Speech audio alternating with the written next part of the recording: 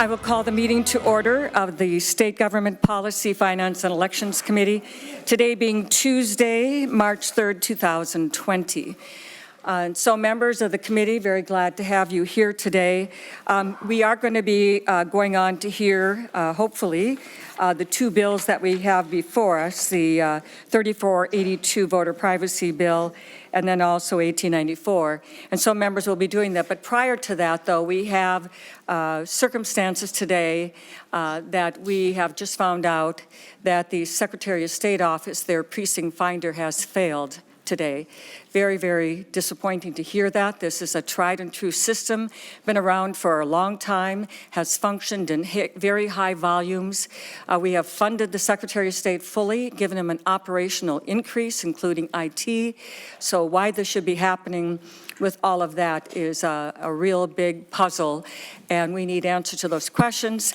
The Secretary of State, very disappointed, notified us just a few minutes ago that he would not be here. According to his statement, it's all hands on deck.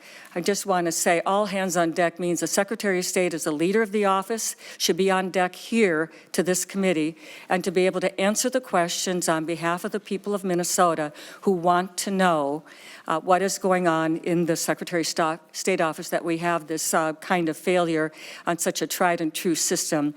So very disappointed that he won't be here and be able to respond to that, and also, most importantly, to the people of Minnesota. They want to know why this is happening and other questions that we have. So with that, members, we're actually going to go a little bit more into this issue. Even though the Secretary of State is not here, we've asked him to reconsider, and certainly during this committee time, should he arrive, we will be glad to give him opportunity personally to address that.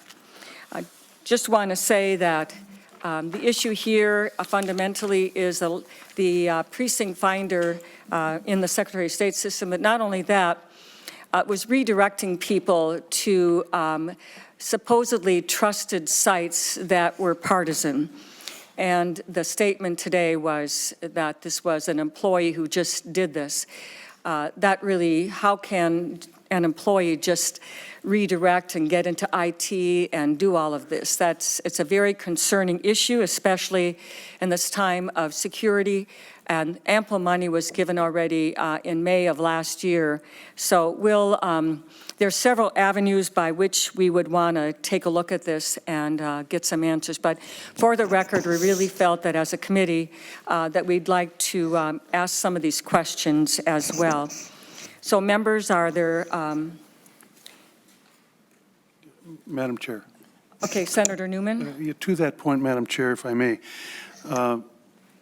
perhaps it would be a good idea, and just my suggestion, we do have in our packet a copy of maybe a Twitter, I'm not, but I just wonder if it wouldn't be a good idea to read into the record specifically what, I guess what I would call electronic poll pushing, and read it into the record so that we have something significant that is contained in the record other than a bare allegation that the Secretary of State is redirecting folks who are looking for their polling place to a bold, progressive website. Well, Senator Newman, you've got a good start. Why don't you continue? Okay. This is a document that is contained in our packet, and it says that the Minnesota Secretary of State poll finder is redirecting at least some users to a site urging votes for, quote, bold progressive candidates, end quote, citing heavy traffic. Here's the page I got when I tried a few moments ago, and what in block letters is vote for bold progressive candidates on Election Day. Election Day is Tuesday, November 8th. It's important to think about your plan to vote. Studies show that you are more likely to make it to the polls if you actively make a plan to vote earlier in the day. So fill out the form on the right to make a plan now. After you make your plan, click on our message to share on Facebook and Twitter that you are supporting bold progressive candidates today. And it would just seem to me, Madam Chair, that this kind of push polling by the Secretary of State, or frankly any elected official, is absolutely improper. And I'm really, really surprised that the Secretary of State would take this kind of action. And I would certainly like to hear from the Secretary of State as to why this was done, because I think it's improper. Thank you, Madam Chair. Thank you, Senator Newman, and I would agree with that. This seems to be definitely campaigning using public resources, and that is not acceptable by statute. I appreciate your bringing that up, Senator Newman. Senator Lane. Thank you, Madam Chair. Someone just told me that they had tried to get onto the website and they just got the cursor going round and round and round and round because the website was overloaded. And my understanding is that the Secretary of State had found other places that had a like poll finder to use and said, okay, to not have this thing just spinning, spinning, spinning, we can redirect it automatically, not by ill will, to particular sites that are also leading people to know where they can vote. And my comment to this is, why don't we get that extra HAVA money to the Secretary of State so that he can have a greater server space, so there's a greater bandwidth, so that there can no need to have other places when this oversight is overloaded. We need that site not overloaded, especially come Election Day in the fall. We need to take care of this now. This is a hint of something that we need to take care of. Let's just take care of it. Thank you, Senator Lane. I would remind you, though, Senator Lane, that the funding to the Secretary of State last year was a $905,000 operating increase, which goes to fund all the needs of the office. This precinct finder has previously worked with a much greater volume. And in addition, the HAVA funds were also provided. And so I think that there has also been a large amount of money already provided. Senator Westrom. Madam Chair, the news of this website not working and redirecting voters to partisan websites is very disturbing. So I concur with your comments. I'm glad to hear from your comment from the response from the Secretary of State, who was very worried about the Russians last year when they came in and asked for the money. At least he has acknowledged that it's happened in his own office, apparently not the Russians. So we're at least narrowed down to where the problem maybe has come from. Thank you, Senator Westrom. I was intrigued by the fact that it didn't go, there are many, many sites that might have a precinct finder, but it would uniquely just happen to be this one, and that's concerning. Senator Rest. Thank you, Madam Chair. We have a practice in the Senate when we're referring to one another not to question our motives. And it seems to me that one of the things that you're not, or previous speakers, who it seems also appears that this hearing is supposed to be a press conference, that we haven't looked at exactly what the Secretary of State said about the situation that occurred today. And simply because a system has not been overloaded before doesn't mean that it's not overloaded, can't be overloaded today. Back 20 years ago, nobody thought that the telephone system in the state office building could ever be overloaded.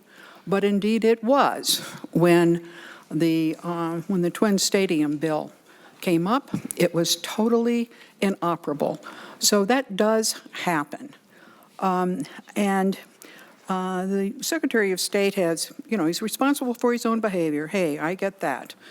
However, they did have a breakdown there, and their designated emergency precinct finder, if you will, it's a designated one, is Google. And that's where people were directed. I didn't hear any of you in criticizing Secretary Simon mention that voters or potential voters or information seekers were first directed there. And then the error came indeed from a staff member who directed them inappropriately to this bold progressives group that also, besides their political message, their partisan message, also had a precinct finder. The amount of time that that access existed was 17 minutes. Let's just keep that in mind. As soon as the secretary's upper staff or himself discovered that, it was immediately made inoperable. So it is an error. Obviously is an error. The secretary has apologized for it. And I'd like to remember that he is a person of great integrity that runs our election systems honestly, perhaps more honestly than a number of secretaries before him, and that we need to hold him accountable, certainly, but not to the point where we don't accept that it was a mistake, and that as soon as it was acknowledged, it was corrected. And you certainly can, and I'm sure you will, disagree with me on my assessment, but speaking on behalf of my constituents, I am glad that the Secretary did turn to Google for the designated alternative source in times of a breakdown in the system, and I hope that they will accept his apology for making that diversion and correcting that diversion, that other one, totally unacceptable, that he corrected it within 17 minutes. Thank you, Madam Chair. Thank you, Senator Rest. I think the question that comes for me is how can somebody in the office be able to make that decision and be able to be in such control of a IT system? So we'll work on that. I have not heard of anybody doing anything other than asking questions about what materially happened. 2016 was an extremely heavy traffic for precinct finder use, 2018 as well, and in this year we have another one. So it isn't just that regard, it is in regards to two recent elections as well. Senator Jasinski.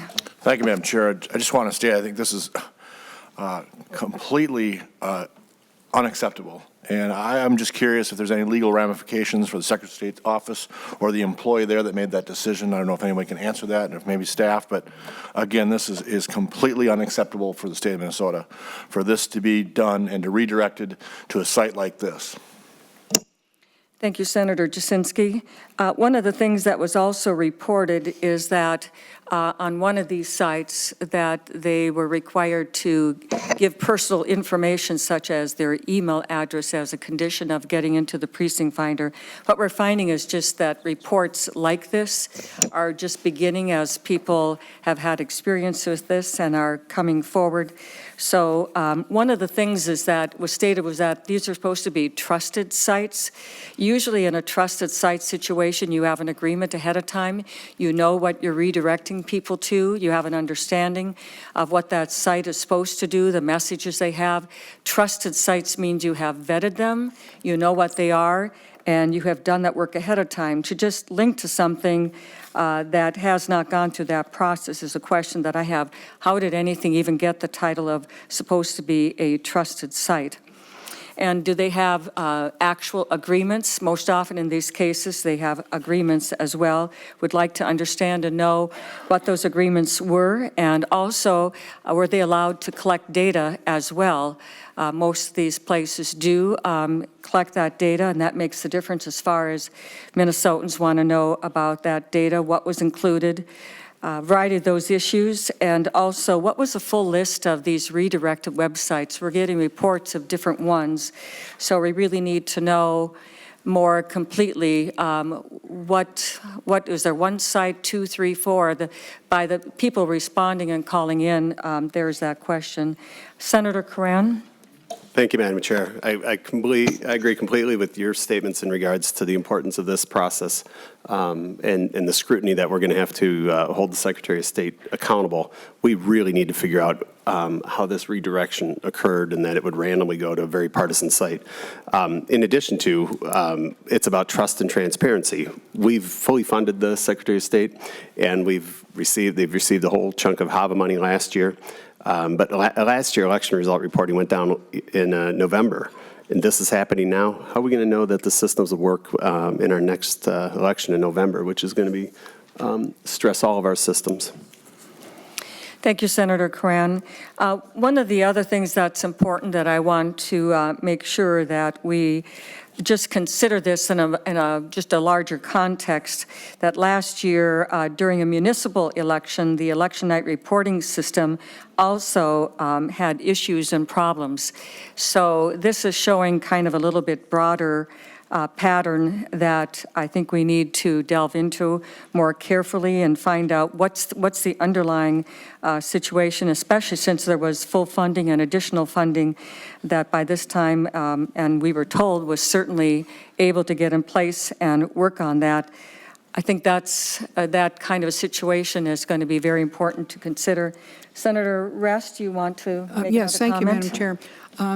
You mentioned a number of other sites other than the one that the Secretary mentioned himself. And the designated site, when there is a problem on the Secretary of State's website, is Google's Nonpartisan Voting Information Project. That's a designated site.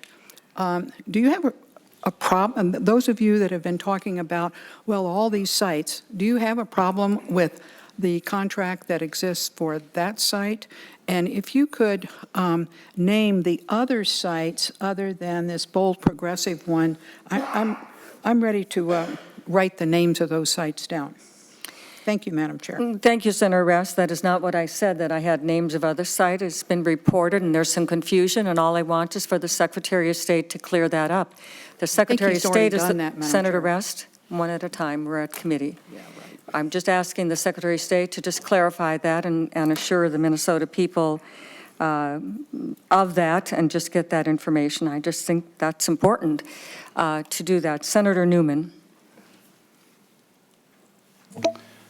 Madam Chair, I'm a little surprised to hear the defense of this action, and I wonder, what kind of a reaction would be if the Secretary of State had directed folks for purposes of a poll finder to say the Center for the American Experience and urge people to vote for conservative candidates.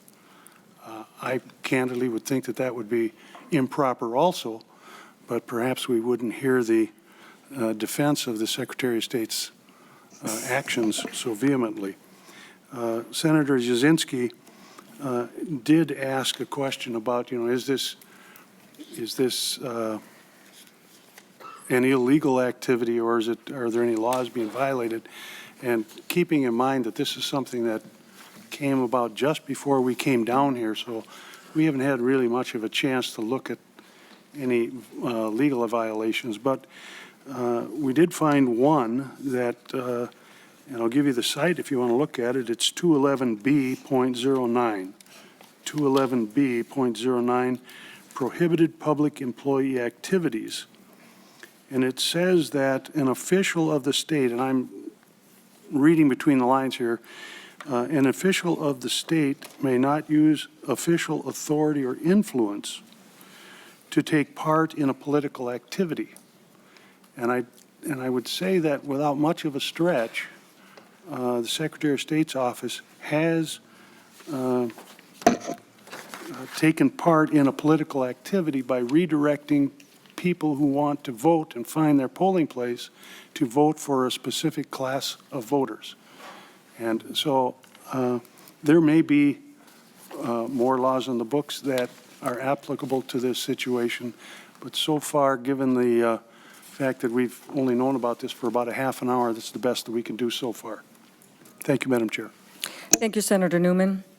Senator Kwadzinski. Thank you, Madam Chair. I just hope that we seize this opportunity to get it right by the general election, and maybe this will be the wake-up call that we all need to realize that our election system is pervious to people getting in there and making decisions for us. And so let's take this opportunity and seize it. And I hope that this doesn't get missed by anybody. While we talk about $1 million system like the Secretary of State's voting office, we got a clock in the back of the room that's 30 minutes off. And so we've got this $50 clock that can't keep the proper time, and we're talking about millions of dollars of technology that can't get it right. So along with that clock, I think I have faith in the Secretary of State's office and in this committee that we'll probably get this right. Thank you, Senator Kwadzinski. Senator Jasinski. Thank you, Madam Chair. Just to follow up, our site did not get hacked. This was an employee of the Secretary of State that redirected these people to this site, correct?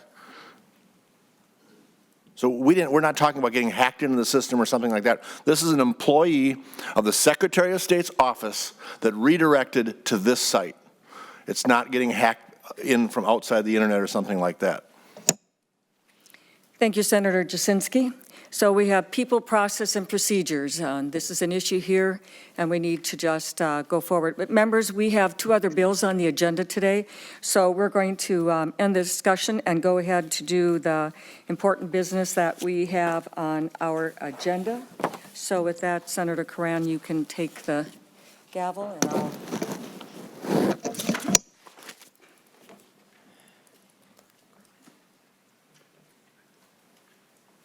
No amendments? I'm going to breeze through this one.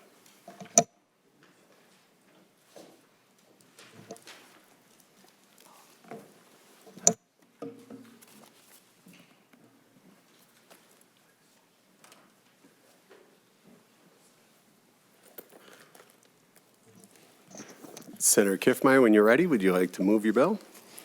Thank you, Mr. Chair. I move Senate File 3482. Thank you, Senator Kiffmeyer. To the bill. Thank you, Mr. Chairman. So in regards to Senate File 3482, just stepping back just a little bit in regards to a presidential nomination primary. So this is a political party process, and it is also includes the rules of the national political parties as well. So while we conduct this today, as there is, by the way, all across America right now, we have, I think it is about 13 states that are having the Super Tuesday. Wasn't really expecting Minnesota to make news this way, though. But as we go through this, recognizing that the presidential nominating process, Minnesota is one of many states where it will end up in a nominating convention this summer. So each political party goes through this process. Minnesota used to be a caucus state. We also had a presidential primary in 1992, which was repealed in 1999. And we are taking another go at it today, but some of the same issues may be there in regards to the process. So one of the things that is very important is voter privacy, making sure that we have that in place. And so my bill today takes another step as we have done so today, but realizing that the opportunity for our national delegates to be seated is very, very important. We want to be part of the process this summer, and we need our national delegates to be seated for those conventions so that their votes can be cast and be part of the choosing for each political party. So with that, Mr. Chair, what I have here is in Senate File 3482 is applying Chapter 13 privacy to the presidential nomination data. Now, Chapter 13 is also used to protect the data, some of the most sensitive data in the state. This would add the presidential nominating primary data to be protected by the same law. Other areas currently protected by Chapter 13 include education data, public health data, welfare data, foster care data, sexual assault data, child care data, mental health data, and Social Security number data. If you breach the privacy restrictions of Chapter 13 for any of this data, it carries a misdemeanor charge as well up to $15,000 in fines for each person who shares the data and each piece of data they share publicly. What that means is that if 500 pieces of data were violated in this way, that would be up to $15,000 in fines for each piece of the data times 500 then. So this is a very steep price, I think probably the largest ever placed in regards to any election data like this. So the bill itself just talks about the chair of a major political party must not disseminate data on the list required to be maintained under paragraph A except for uses related to elections and political activities and only to persons designated by the chair of the major political party or to the major political party's national committee. Any person who receives data from a chair of a major political party under paragraph B must not disseminate the data maintained on the list. Any person who violates the subdivision is subject to the penalties and remedies in sections 13, as I've mentioned before, and this section is effective the day following final enactment. So members, we have applied the strictest of voter data protection through this bill, and I ask for your support. Thank you, Senator Kiffmeyer. And with that, looks like we have a few testifiers. We have Office of the Secretary of State. Doesn't appear anybody's here from the Secretary of State, so we'll have to record reflect that. And then I think our first testifier will be from the Minnesota Council of Nonprofits.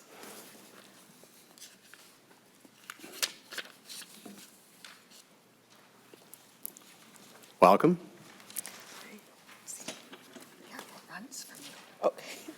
When you're ready, please state your name for the record. Thank you. Hi, my name is Ileana Mejia. Thank you. And I work at Minnesota Council of Nonprofits. Ms. Mejia. All right. Good afternoon, Chair Curran and members of the committee. My name is Ileana Mejia, and I'm the public policy advocate for the Minnesota Council of Nonprofits. Many of you have spoken with my colleague, Marie Ellis, about voter privacy. She asked me to let you know that her absence today is not a reflection about how strongly she and MCN are working to protect voter privacy. Rather, she had another commitment. Minnesota Council of Nonprofits, or MCN, is a statewide membership organization representing over 2,200 nonprofit members. Our members are heavily invested in strengthening their communities, and one way we do that is through engaging and energizing nonprofits in their communities around voting. We are hearing from some members who have chosen to not vote in today's presidential primary out of concern that information about their party preference could become public. Our 501c3 member organizations are required by law to remain nonpartisan, and the idea that the voting record of their leadership or their staff could be used to hassle or discredit them is having a chilling effect on primary participation. These members join other populations who may not vote today because of the data privacy concerns. Catholic priests, as you might have seen in the news last week, nonpartisan state staff, nonpartisan elected officials like mayors, small business owners, and many more. But you already know this because you're hearing it from your constituents. The deadline for not disenfranchising voters in today's election has passed, but there's still time to ensure voter privacy by enacting legislation before the date that the Secretary of State needs to provide the party preference list to the parties. Limiting voters' data that is shared with the political parties has strong bipartisan support. The bill being heard today, Senate File 3482, however, does not go far enough to protect voters' privacy. We urge you to pass a final bill that includes at least these two pieces. First, either purge the data that has already been collected or protect it with stringent safeguards to ensure that it can only be used for the intended purpose. With that must come penalties for violation of the privacy of the state's voters. Second, we urge you to include in the legislation the opportunity for voters in the future primary elections to opt out of having their party preference information included in any database. This should include a way for people who are voting in today's primary to tell the Secretary of State's office to not include their party preference in the data shared with the parties. Thank you, and please support a thriving democracy by ensuring data's privacy.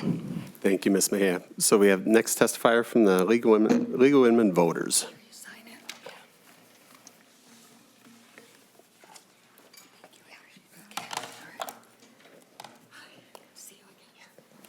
When you're ready, please state your name for the record. Thank you, Mr. Chair.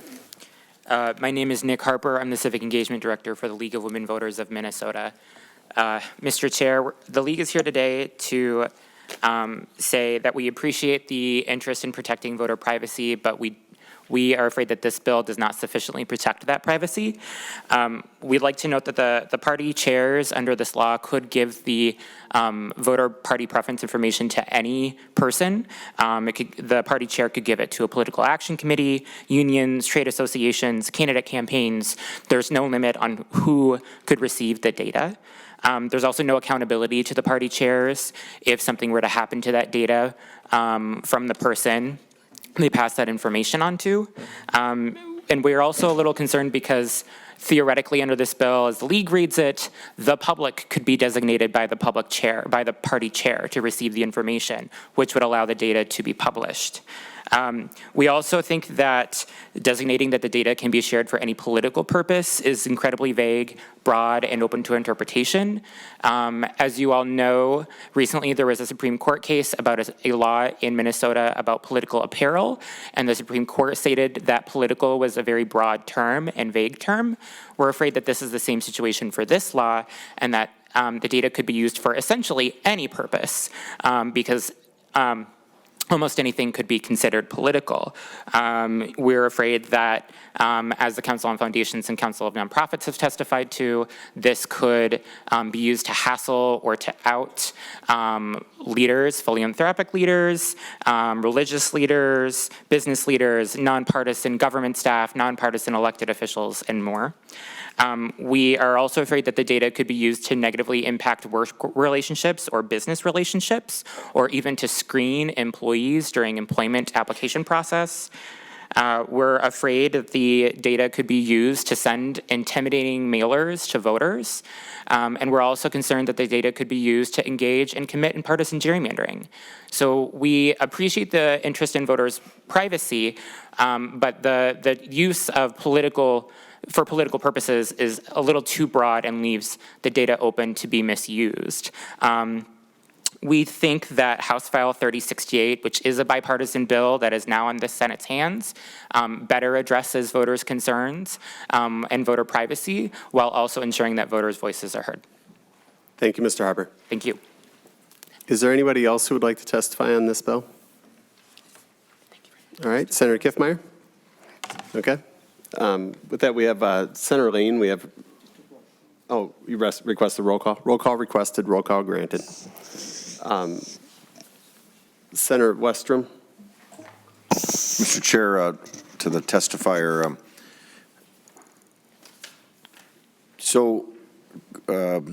what is your position on caucuses in our state? Because that information similarly is shared with the parties. Has your organization taken a position against the caucuses, for the caucuses, which is still a part of our process? But what is your position on that? Mr. Harper. Thank you, Mr. Chair, and thank you, Senator Westrom, for the question. Obviously, voters are still encouraged to participate in the political process.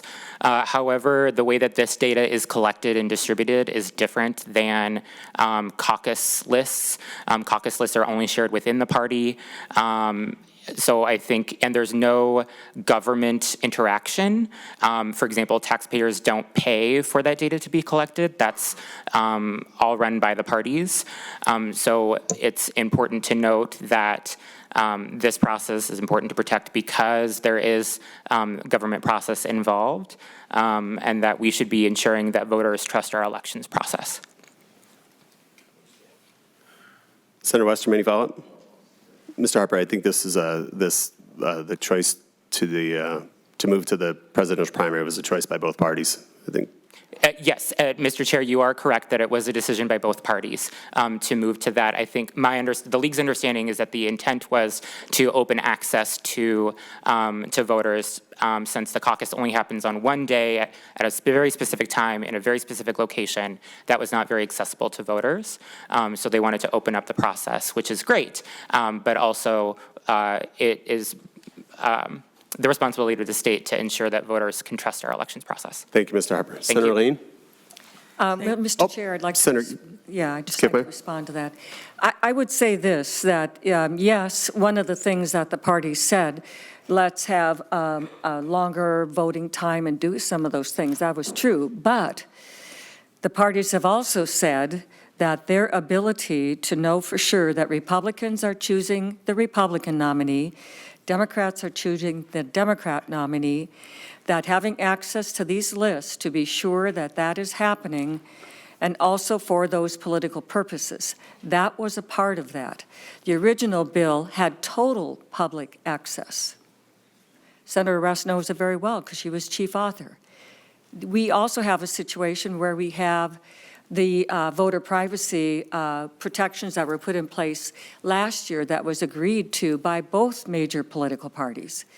That is not the case this year because the thought is that we are jeopardizing our ability to seat our national delegates by going back on an agreement in regards to giving up the precinct caucus process and instead going to this. So I think we have a situation here where we are recognizing that this is a political party process, and in the past, folks went to the Republican or the Democrat or whatever major party that had those caucuses, but the end result was part of nominating a presidential candidate, not just to be a voice. It was also to be a part of getting all the way through to that national convention. Thank you, Senator Kiffmeyer. Senator Lane? Thank you, Mr. Chair.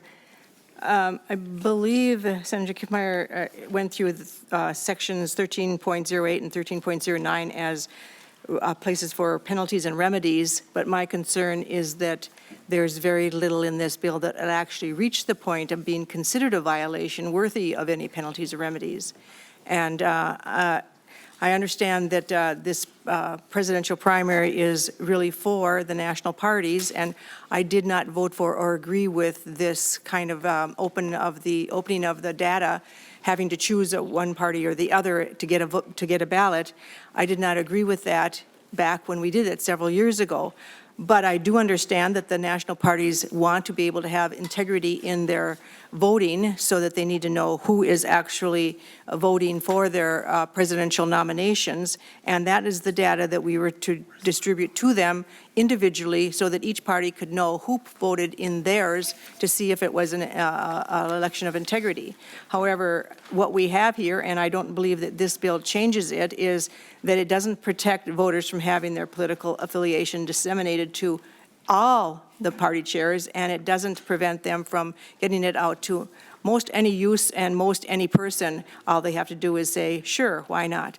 I don't believe that this bill is at all as tight as I would like it, knowing that I didn't want it to go out in the first place, but I understood the parties needed to know their own voters in their own ballot.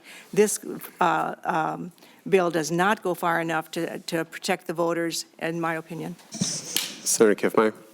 Thank you, Mr. Chair. I appreciate that. We'll always consider all of your comments, but I do want to mention that why is this particularly important to us is that I remember helping out in a political party process, and we had, at that time, I believe it was the September primary, we had endorsed candidates for constitutional office.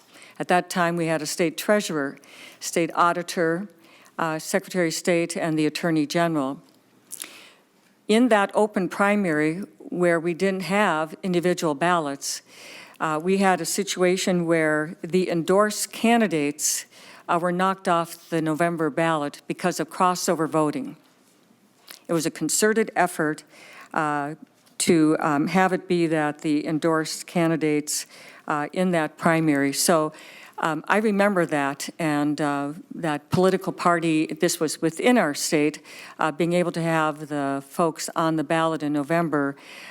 It was a great disappointment and a very serious situation, and not intending to be here today, where in our presidential selection process, which this year maybe there's not so many or any choice in regards to the Republican ballot, and there is more so in the Democrat ballot, but in the future that could change.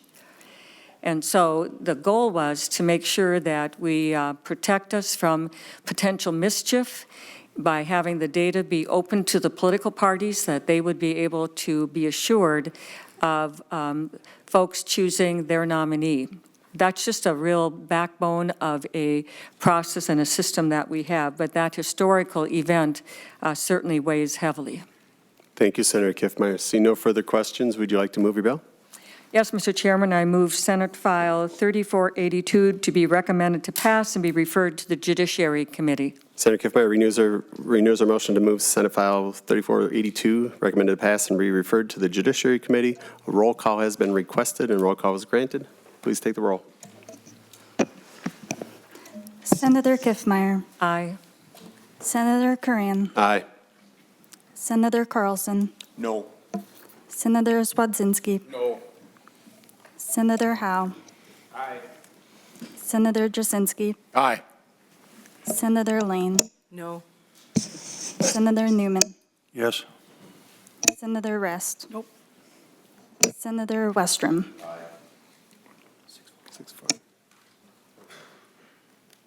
6-4. The motion carried and the vote is 6 in favor and 4 against. Motion carries.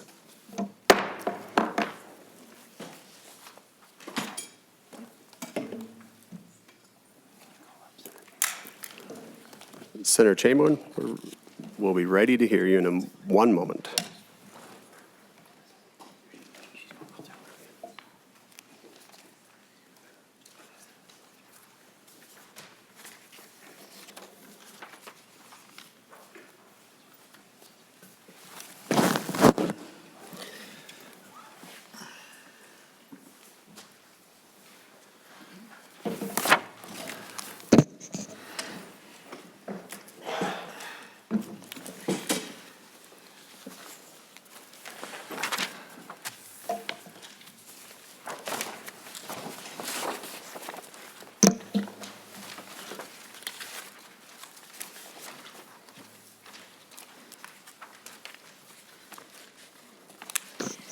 Okay, members, we have a bill before us today, Senate File 1894. This is an informational hearing, so we will retain this in our committee, but we wanted to give an opportunity to have a opportunity for the bill to be heard. So with that, Senator Chamberlain, welcome to the committee. Thank And you. Sorry to come on the tails of this little election dust-up that you had to deal with, but maybe we can lighten the mood a bit, Senator Kiffmeyer. Okay, are you ready for me to go? Yes, Senator Chamberlain, we are ready for you to present your bill. Okay, so I'm going to do this quick. What a lot of folks were wondering what this amendment's about, and in short, it's just it's essentially an author's amendment. We're putting the bill in the order and the shape and the form we want it in. We first heard this bill, 1894, last March, about a year ago, March 11th or 12th in Tax Committee. Senator Chamberlain, Yes, I'm so sorry to bother you, but we didn't have the amendment copies in our packets, so you can go ahead and continue discussing your bill, but we will put copies forward.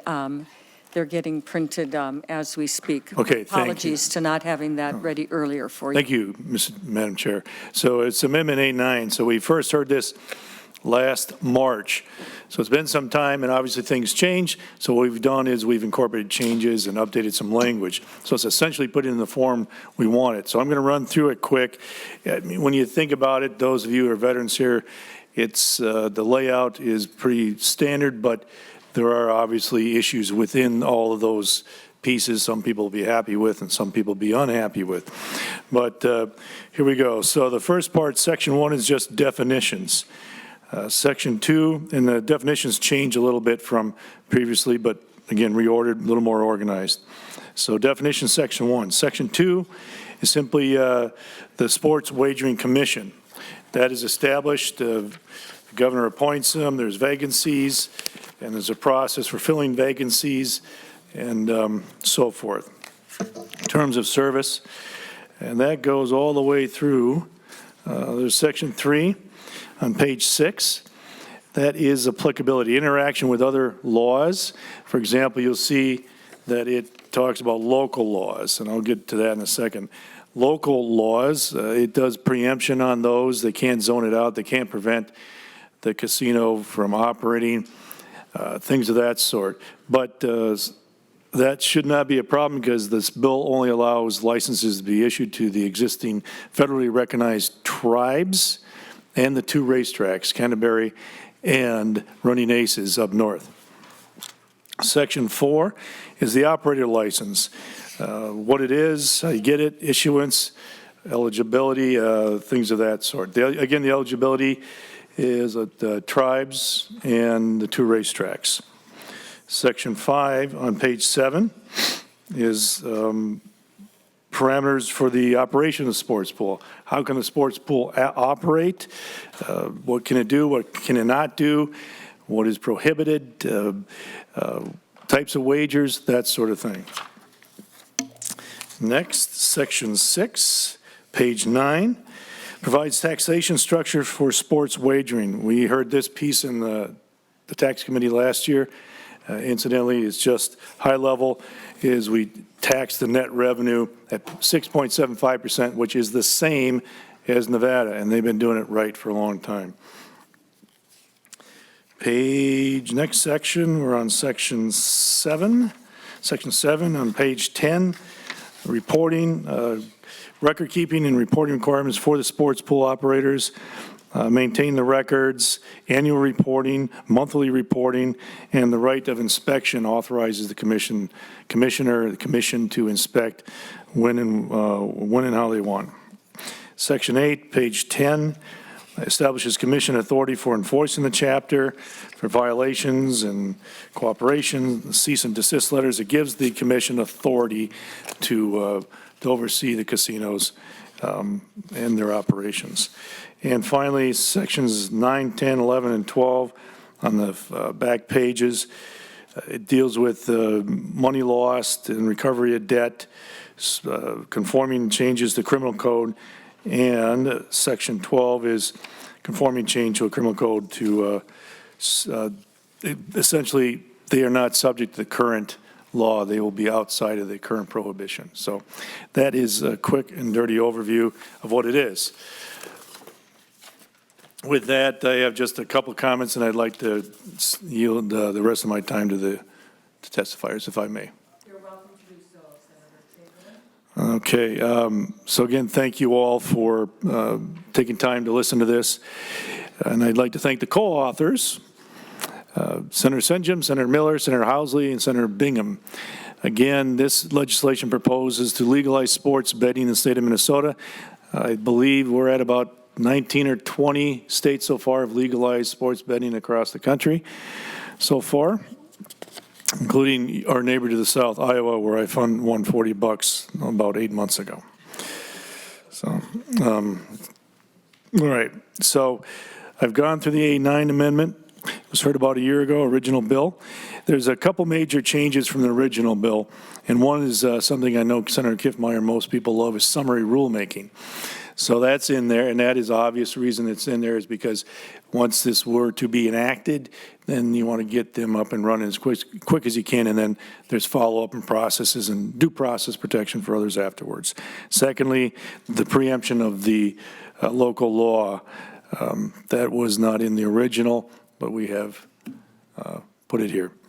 So, a few comments. Some people have talked about, they'll ask, why do you want to do this? Number one, you defund the underground economy. The underground economy, crime, sports betting right now is illegal in the state of Minnesota. It's estimated that across this country, it's not a real tight estimate, that there's about $150 billion to $400 billion of illegal gambling, sports wagering in the country. So legalizing this helps to fund that and shift it over. Secondly, consumer protection. So if they are doing it underground, now they come out in the light, defund it, and then we put some parameters and protections around the whole process. And for those of you like money into the state coffers, it could provide money for the state coffers and taxation. Law enforcement, then they don't have to deal with this stuff. They can move on to other things. The commission will be in charge of overseeing this and then coordinating with law enforcement where necessary. And lastly, the just simple basic idea, it's fun. This is a very analytical, data-driven profession, and it is a profession. There's some degrees, again, some gambling, which is purely luck, purely chance, the lottery, pull tabs, purely chance, almost no thought process in that at all. On the other hand, you have a lot of sports betting. There are pure chance pieces in sports betting too, right? They'll bet on coin flips at ball games, or what Gatorade will they use to dump on somebody's head. But even that has some analysis to it. So what we have in sports betting, the most sports betting is very analytical, very data-driven, very systematic, and you can make money at this thing. It is a business. People have it, and they make a living at it. There is one line of sports betting that they have for hockey, first period overs or unders. They bet hockey scores in the first period for all these games. They know that, for instance, if you look at the data, many teams are at about 70% scoring, and they're right on target with that. So they can place a bet on that, and they actually have about a 70% chance of winning that bet. So this is not pure chance all the time. There is something to it. One more point. Some people are obviously concerned with the expansion of gambling. And as you're aware, in Minnesota, we already have the tribal casinos, and that's available throughout the state. The Minnesota Lottery, charitable gaming, and even bingo at your local pub, which is very popular.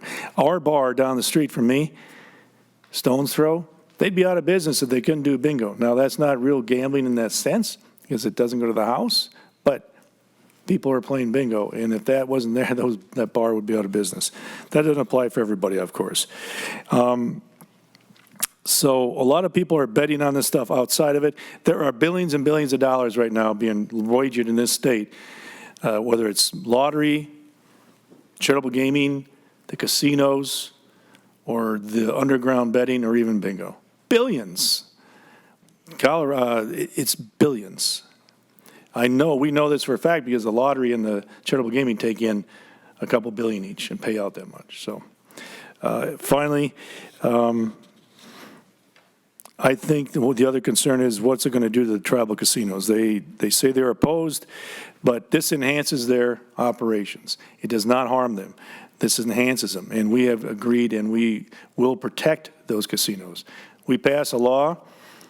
Then if they want to take part, then they enter into a compact for that, according to federal law. So we pass it, then they have to, if they want to do it, enter in a compact and agreement with the governor and the state. So, Madam Chair and members, I'll leave it at that, and I'll let some testifiers share a few thoughts if I could. Thank you, Senator Chamberlain. Members, we've got about a max of 16 minutes, and we have testifiers. Would Jake Grassel come forward and be the first, and then would Ann Krisnick also come forward and be ready to go? And we're going to time you. You're going to have 2 minutes each to present, and that's the max we have. Another committee is here at 3 o'clock. So with that, Mr. Grassel, would you go ahead? Madam Chairman, members of the committee, Senator Chamberlain, my name is Jake Grassel. I'm here with Citizens Against Gambling Expansion. I come before you today to provide some information on why we should say no to this massive expansion of gambling in our state. Many say, why? This is just for fun. It's not going to do anything. It's going to bring this out of the shadows and put some money into our coffers. I say no because the risks far outweigh any potential benefit. The Department of Revenue's projections on this are that this is going to bring in $1.30 per capita, or roughly $7.25, or $7.25 million per year. However, the estimated annual cost of a pathological gambler is $1,200 and a problem gambler is $715, which, based upon the Minnesota demographics for each, is a cost to our state of $197 million in annual costs due to crime, business, employment costs, bankruptcy, illness, social services costs, family costs, and abuse costs. Numerous times I've heard the reply to this: it's entertainment. Surely sports gambling won't lead to problems. It's just fun, they say. However, it's been found that sports bettors have higher risks of problem gambling, 5.7% compared with adults that bet casinos, lottery, raffle tickets, or private bets. And it gets worse. For the first time in our state's history, we are looking to legalize online betting, and gamblers who bet online have even higher problem gambling rates at 18.2%. What are some of these costs? 20 to 30% of pathological gamblers have declared bankruptcy with average costs of $39,000 to creditors. 90% of pathological gamblers, 90% gambled their paychecks, and 30% reported over 75 to 150,000 in money borrowed from family members. The costs go on, but I want you to look at who these costs are going to be borne by. Mr. Grasso, you need to wrap it up so we who can they're going to be see borne others. by, and that is our future, our youth. 2 in 3 UK teenagers, where this was studied, have been deluged by online advertisements. Almost half of these teenagers saw companies making commercials while they watch sports as a good way to make money. Half of 16-year-olds have gambling apps on their phone. 450,000 UK children between the ages of 11 to 16 bet regularly, and 75% of children in the UK as young as 8 could correctly recall a sports betting brand repeatedly exposing them to harmful messages. The costs are too high, the gain is too little. This is a massive expansion that we must say no to in the state of Minnesota. Thank you. Thank you, Mr. Grasso. Next testifier is Ms. Krusnick. Again, your name and title for the record, and 2 minutes. My name's Ann Krusnick. I'm the Executive Director of the Joint Religious Legislative Coalition, which is made up of the Minnesota Council of Churches, the Catholic Conference, the Jewish Community Relations Council, and the Islamic Center of Minnesota. And throughout our faith communities, we see a lot of the things that you just heard Mr. Grasso testify about: unmanageable debt, loss of savings, loss of employment. We know that those translate into very measurable social costs for things like people who need to take part in food stamps or medical assistance or direct cash, victims who've had funds embezzled, the burden on our criminal justice system. But there are a lot of social costs as well that aren't measured: the increased domestic violence, divorces, the impact on families. I want to point out there's no fiscal note in the bill. It doesn't even attempt to take into account the social costs that will result and what that will do for the cost for Minnesota. But I want to really focus on 2 things, support what was just heard. But we know there are a number of responsible gamblers in Minnesota. We recognize that. But we're particularly concerned about younger Minnesotans. And as we make this transfer from them playing video games to now being able to gamble anytime they want, I want to make sure you're aware that Minnesota is in the small minority of states that would allow people to gamble at age 18. So we have students who are in high school, who are just starting college, so that low gambling age particularly concerns us when we look at younger Minnesotans, that we have high school and college age students that not only can gamble, but would now be able to gamble on their favorite professional sports team, on their college team, that could gamble 24 hours a day in, hopefully not in class, but, at school, at home, anytime. So we're very concerned about that. We're also very struck by the fact that this bill, as noted, is a significant expansion, both in terms of what can be betted on, what kinds of bets can be placed, and how available betting is, because it would now be available 24 hours a day. It specifically authorizes sports pool operators to have incentives for gambling. So we know that we're really trying to get these people more involved. But the bill does nothing to increase funding for assistance to those people who are problem gamblers who have gambling addiction. It does nothing to increase funding for education of the dangers of gambling. It does nothing to expand support for those families that are dealing with the impact of these issues. So I think there's a lot of issues you still need to look at, and we are incredibly concerned about. So we really urge you to vote no on the bill, and thank you for the opportunity to testify.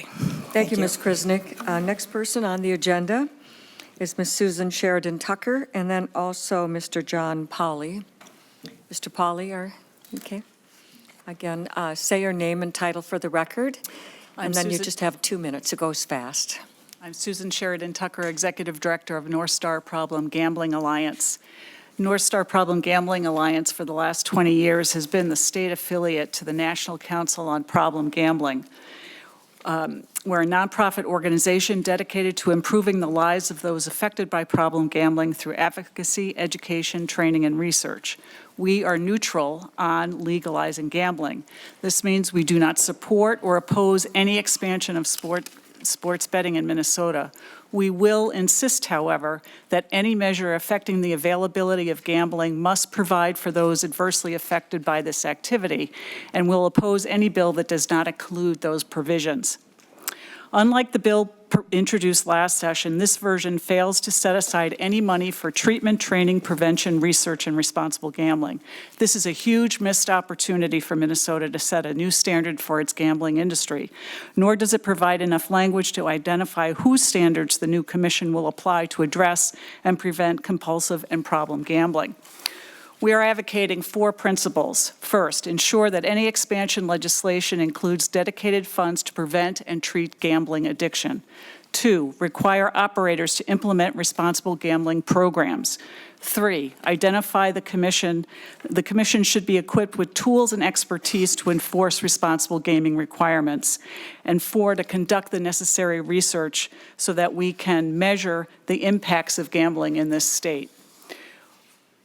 The National Council and NPGA were part of the largest ever national study of gambling attitudes and experiences in November of 2018. This survey clearly demonstrated that those who participate in sports betting are several times more likely to show problematic gambling behavior than those who limit their gambling to current activities, such as casinos and lottery. I must caution you that we do not know whether this is because sports betting is inherently more risky than other forms, because it appeals to those at the highest risk, such as young males, or because it is currently largely available through unregulated offshore sites that make no provisions for safety or well-being for their customers.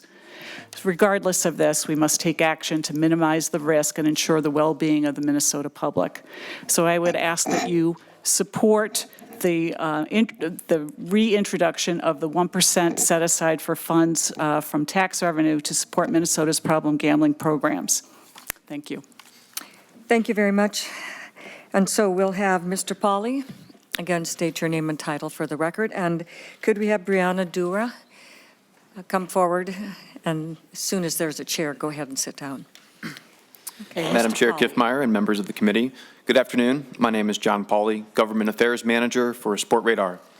I appreciate today's opportunity to share Sport Radar's perspective, but more importantly, thank you to Senator Chamberlain and the other bill sponsors for your commitment to engaging stakeholders and listening to thoughtful views on both sides of this issue. I'm here today to express Sport Radar support for regulated sports betting in Minnesota. Sport Radar is truly a global company with more than 30 offices around the world, including Minneapolis, where we employ more than 300 Minnesotans in our U.S. headquarters. Other than the best-kept secret in the Twin Cities business community, Sport Radar is the leading global supplier for sports data intelligence. We capture live, in-depth, play-by-play sports data and deliver it in real time to clients in media, technology, and betting. Sport Radar supports more than 1,000 companies in over 80 countries and is the official partner of the NBA, NFL, NHL, MLB, and NASCAR. In addition to providing data solutions, Sport Radar's nonprofit integrity unit supports law enforcement, gaming regulators, and over 80 sports governing bodies. In this capacity, our services are used to monitor global betting patterns, detect match fixing, and investigate sport corruption. Throughout SportRadar's work with this broad range of stakeholders, it is clear that regulated sports betting is not a threat to the games we love, but rather a mechanism to further enhance visibility into a widespread activity that is woven into the fabric of our stat-centric culture. But only if we can channel this activity under the microscope of gaming regulators, where consumer protections and problem gambling safeguards can be addressed. To conclude, given SportRadar's unique role in the global sports betting ecosystem, including the 22 legal U.S. jurisdictions, SportRadar is committed to assisting and educating relevant Minnesota stakeholders in pursuit of a legal sports betting framework that offers the utmost integrity protections and market competition. I thank you for your time and would happily answer any questions. Thank you, Mr. Pauly. With that, we'll go to Ms. Dura. Thank you. And then also, there are 3 other people who indicated they want to make comments. Would those folks come on up so I see 1 coming forward. Here's 2. Is there a 3rd one? Okay, all right. We'll go to you next. So, Mr. Pauly, if you leave the table, we'll be able to get the next testifier in place. Thank you very much. So, Ms. Dura. Yes, my name's Brianne Dora Shawal, and I'm with the National Council on Problem Gambling. Madam Chair, members of the committee, on behalf of the National Council on Problem Gambling and the 7 million plus Americans, including the estimated 152,000 Minnesota adults with gambling problems, I'd like to make you all aware of several concerns that NCPG has about the expansion of sports wagering. The estimated current annual cost to Minnesotan families and communities from gambling-related bankruptcy, divorce, crime, and job loss is $72 million within Minnesota, mainly in criminal justice and healthcare costs. We run a 24/7, 365 national helpline. In 2019, NCPG received 2,298 calls, texts, and chats from Minnesotans. That is not inclusive of your own local helpline number, which I don't have access to that data. We are neutral on legalized gambling, and therefore I'm not going to take a position for or against any of your gambling bills. We can never eliminate the disease of gambling addiction, but we can and we must make better efforts to prevent and to treat it. And I'd like to caution the members of this committee about a collision of 3 trends with the expansion of sports betting: a vast increase in gaming advertising, advances in technology, including mobile and phone gambling, and virtually an unlimited menu of betting opportunities far beyond game outcome or even player performance. This amalgamation of advertising, access, and action is unprecedented, and indeed everywhere in the world. And Minnesota is no exception. Everyone who profits from sports betting bears the responsibility for gambling problems. Dedicating a portion, or 1% of profits from gambling to mitigate gambling harm is an ethical imperative and an economic necessity. The only way you're going to maximize benefits from sports betting is to minimize problem gambling. Evidence presented by Williams, Volberg, and Stevens indicates that any time there's an introduction of new gambling, there will simultaneously be an increase in problems. For that reason, it's crucial that Minnesota fund research prior to the expansion of sports betting and at periodic monitoring to be conducted thereafter to support evidence-based, data-driven, responsive members. Sports betting legislation that allows internet, mobile, and online gambling, like the one we're discussing today, may further increase risk factors for gambling addiction. Yet, this technology will also allow additional opportunities to enhance the responsible gaming features. Wrap it up. Thank you. Oh, okay, that was a wrap-up, okay. Oh, Well, you can certainly make your concluding paragraph. Thank you. There's going to be a small but significant portion of gamblers who will experience negative consequences as a result of sports betting. But together, all stakeholders who profit from sports betting can implement measures to reduce that harm as much as possible, even as sports betting expands across the nation. Thank you. Thank you, Ms. Dura. Okay, we have 3 other testifiers. Again, state your name for the record, and if there's a group you're representing as well. Madam Chair, my name is Doug Franzen. I'm representing Running Aces Harness Track, and we are testifying in support of the DE amendment, the bill as amended before you. We want to thank Senator Chamberlain. We've had a lot of meetings under his organization. We've had a lot of meetings with our various tribal friends. And we haven't come to 100% agreement, but I think where we have a disagreement is strategic and perhaps a little philosophical as opposed to substantive. We've tried to address a number of the concerns you've had today in the DE amendment. The one that was inadvertently left out was a fund for problem gaming. You've had several of your witnesses testify thus far that there should be a 1% set aside. We, on behalf of Running Aces, agree with that. We think it should be. There's also provisions in the DE amendment to address those issues. For example, to wager on sports, you have to physically come to a casino or a racetrack, and you have to sign up there. And the reason that is that there are certain people who should not be participating in this. People who are not of legal age, identified problem gamers, those types of things.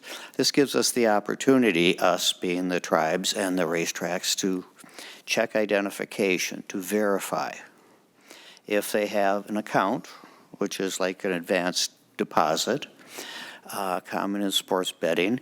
It has to stay within this facility. Actually, we see this bill as a solution to many of the problems you've heard thus far.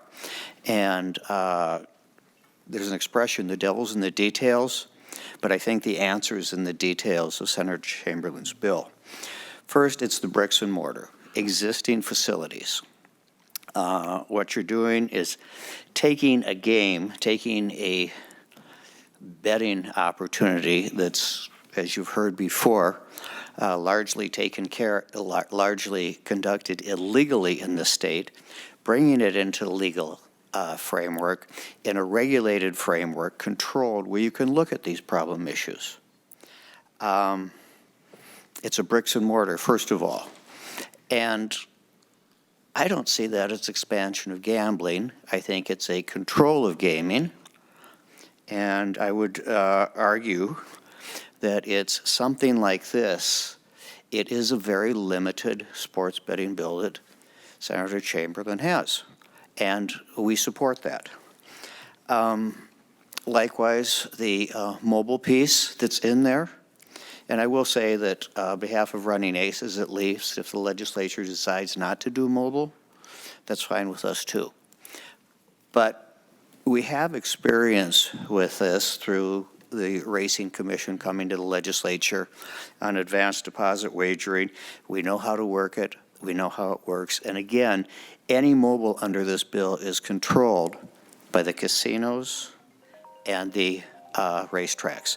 So what we're doing is actually restricting this. And again, I want to thank Senator Chamberlain, and excuse me, telemarketers. Okay. We appreciate time is running out, so thank you. Thank you very much. Mr. Franzen, appreciate that. Our next testifier? Hi, Chair Kiffmeyer, members of the Committee on State Government, Finance, and Policy and Ethics. Thank you for allowing me the opportunity to speak today, and thank you, Senator Chamberlain. My name is Pat Gibbs, and I'm an attorney at the law firm Orrick, Harrington, and Sutcliffe, where we serve as National Public Policy Counsel for DraftKings and FanDuel. Since the May 2018 repeal of the Professional and Amateur Sports Protection Act, a bunch of states around the country have acted and considered to act to allow for sports wagering within their borders. And hopefully, with careful consideration, Minnesota can enjoy some of the successes that states like New Jersey, Pennsylvania, and Indiana have seen.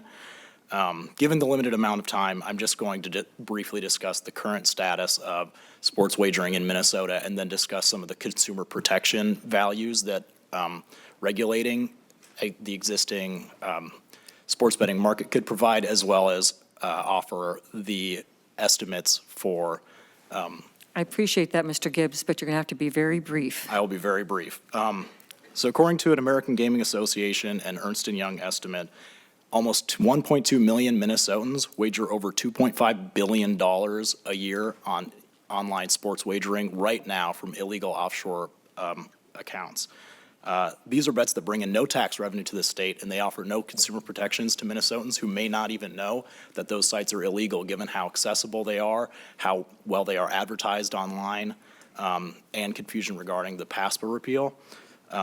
In order to take that out of the light, or take that out of the darkness, we're going to have to find an example, or we're going to have to create a model that's convenient for these people. And so consumer protections in a well-regulated market would include giving operators the ability to flag atypical wagers. That could mean, if I put in $5 every bet and then suddenly it's $500, the operator can go to the consumer and say, did you intend to do this, or is this not what you meant to do? It could also, from a broader standpoint, give operators the ability to see the information that's going down on a macro level and alert the regulator, hey, we think something suspicious is going on.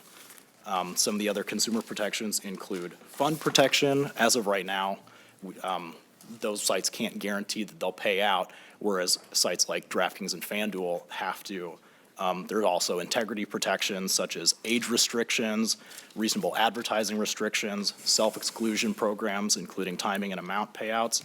And keep in mind, these existing markets do not have these protections. And then finally, an August 2019 Eilers report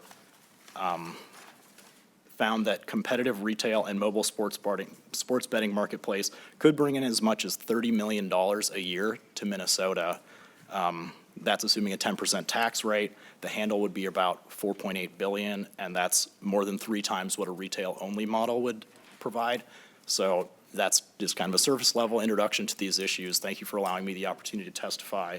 We're excited to be a part of this conversation and hope to be helpful in the coming months. Thanks. Thank you, Mr. Gibbs. Our next testifier will be our last testifier. All right, I don't see that testifier. Anybody else wish to speak other than Senator Rest? Okay, Senator Rest. Thank you, Madam Chair. I just have 3 quick questions, and I realize we're running out of time, and if you'd like me to take the answers offline, Senator Chamberlain, that would be fine. Number 1, does this legislation reflect model legislation that operates in other states, and has it been successfully implemented in other states following the model that you have here? Secondly, I was looking for the language in the Delete Everything Amendment that limits the activity to physical presence at casinos and racetracks, and I'm just not following where that is.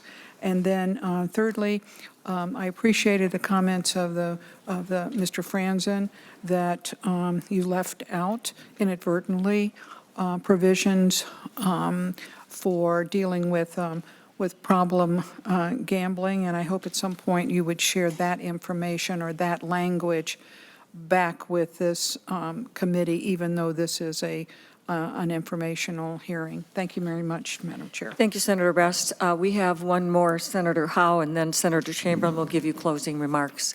Senator Howe. Well, thank you, Thank you, Madam Chair. Senator Chamberlain, I was just wondering why, I know we have a gambling control board. Why isn't this part of that, or why didn't we use that in regulation of this? That's the only question I have, is why did we create another commission?